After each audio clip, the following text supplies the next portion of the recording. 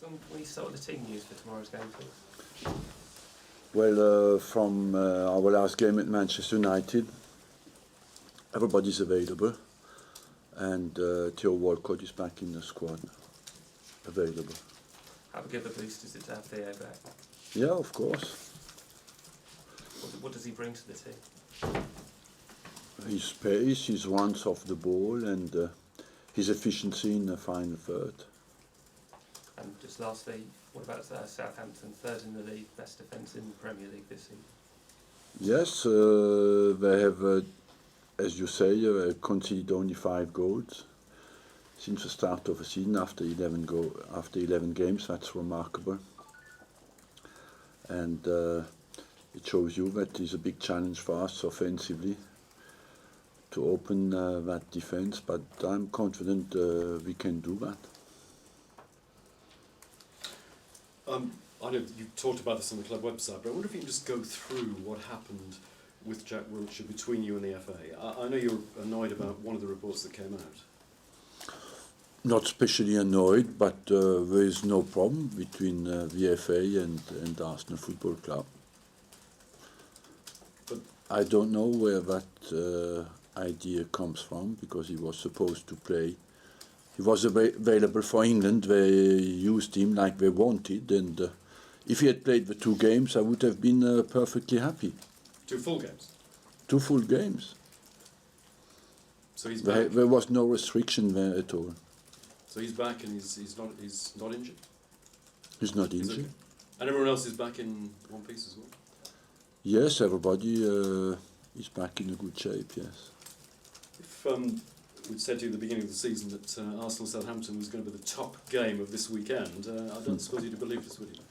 Yes, I agree with you, because that shows as well how unpredictable the Premier League is this season, and that means as well that the 2 teams have been consistent since the start of the season, and that's certainly the biggest quality that will be needed to win this Premier League is consistency in the results. What do you put Southampton's consistency down to? As we said, just the fact that the team plays together now for a long time, that they have a very good defensive record. They have the best defense in the league. That is the best basis to be, of course, consistent. They have a particular style of play, this pressing style. Can you talk about that and how difficult it is going to be to play against that?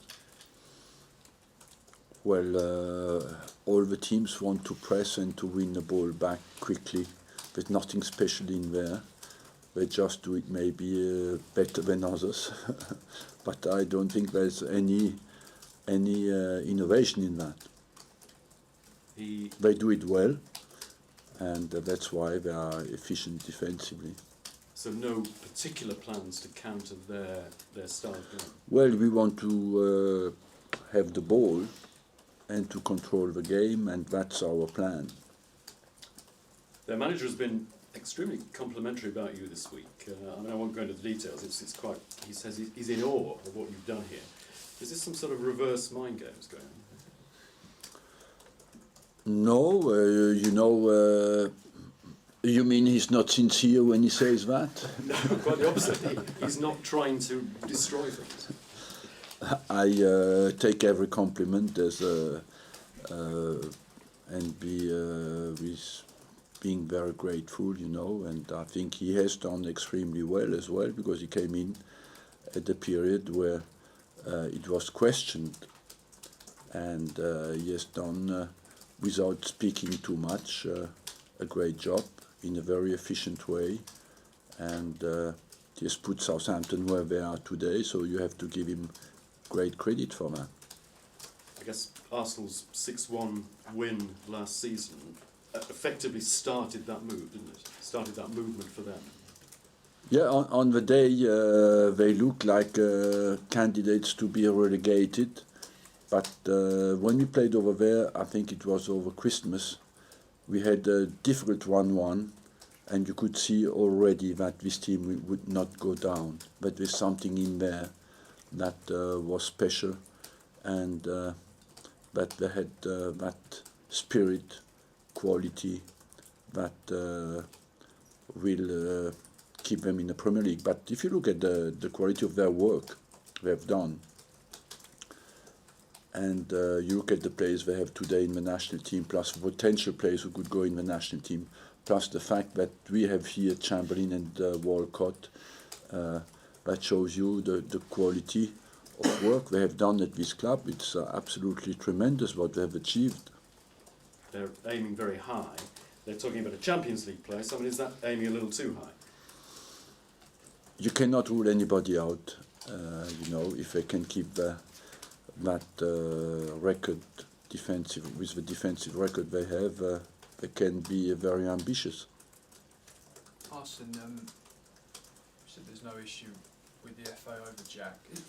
Is there a situation though that you have to manage with him going forward? Because it's obviously a long season ahead and then potentially a World Cup at the end of it. Yes, you know, we play 60 games per year, and he'll certainly have to be managed unless his pains go completely.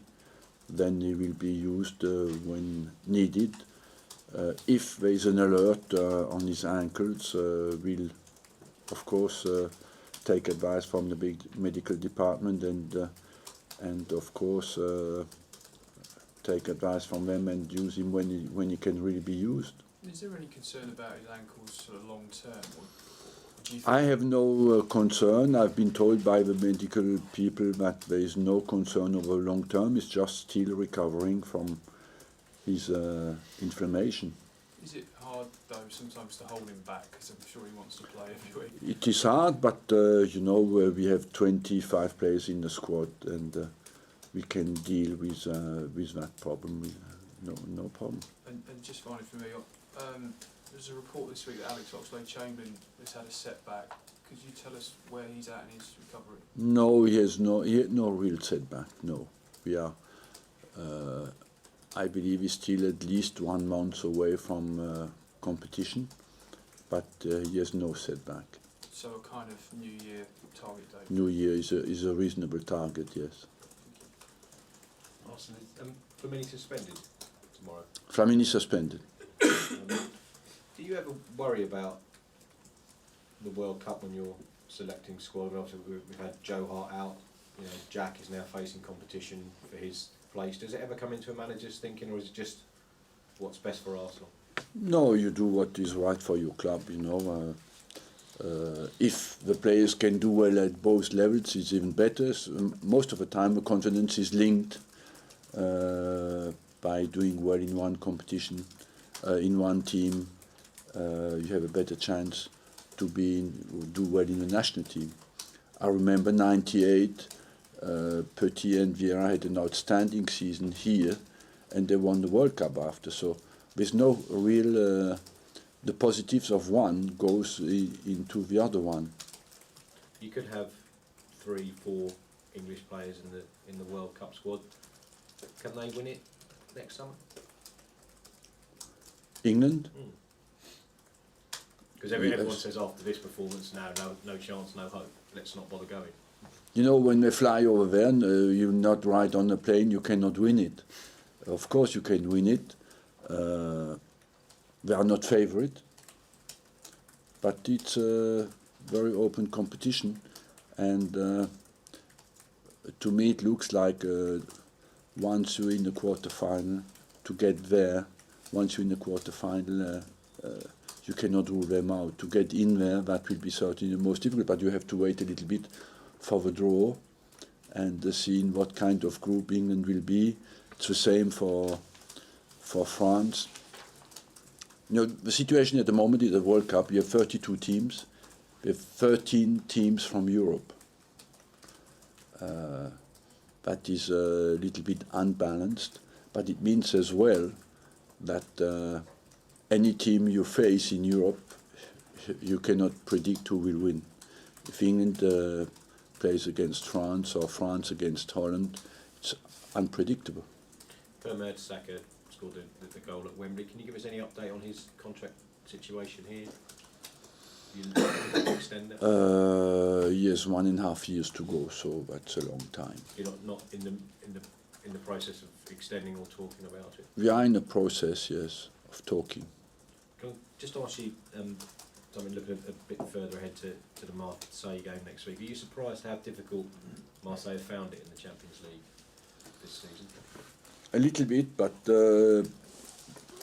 they started in a difficult position, you know, because they lost their first game at home, and after it was difficult, and they went through a bad patch in the championship that for me had a consequence on their Champions League form.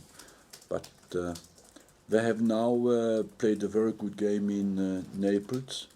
They were unlucky to lose the game, and I'm sure that they will be difficult to beat on Tuesday night, because they are a good side who went for a difficult period, and the difficult period they had in France certainly had an impact. Arsene, I'm just wondering what you learnt about your team from the Man United results. What I learned from my team is that we have the potential to play at the top, and that in the first half we played with a handbrake. That means we still want to strengthen that belief, and overall I watched the game again. Manchester United had 2 shots on target. One of the two was the goal, and so we could restrict them to very few chances away from home, and that means hopefully that will teach us a lesson, that in the next big games or in the next games we play on full cylinders from the start on. Because you talked about nerves in that match. I talked about nerve because I found us nervy in our build-up, and not in the second half but in the first half, yes. But the lack of chances also for your team on that day, and are you concerned against a side like Southampton who don't seem to be giving teams chances either, that you might struggle again, or do you think the Man United match was... Look, every game, before every game, you have to accept that you can win, lose or draw. And so as a manager you have always a concern, but I know we have enough quality to decide the games in our favour, so let's focus on putting in the top level performance, and then you have a very good chance to win the game.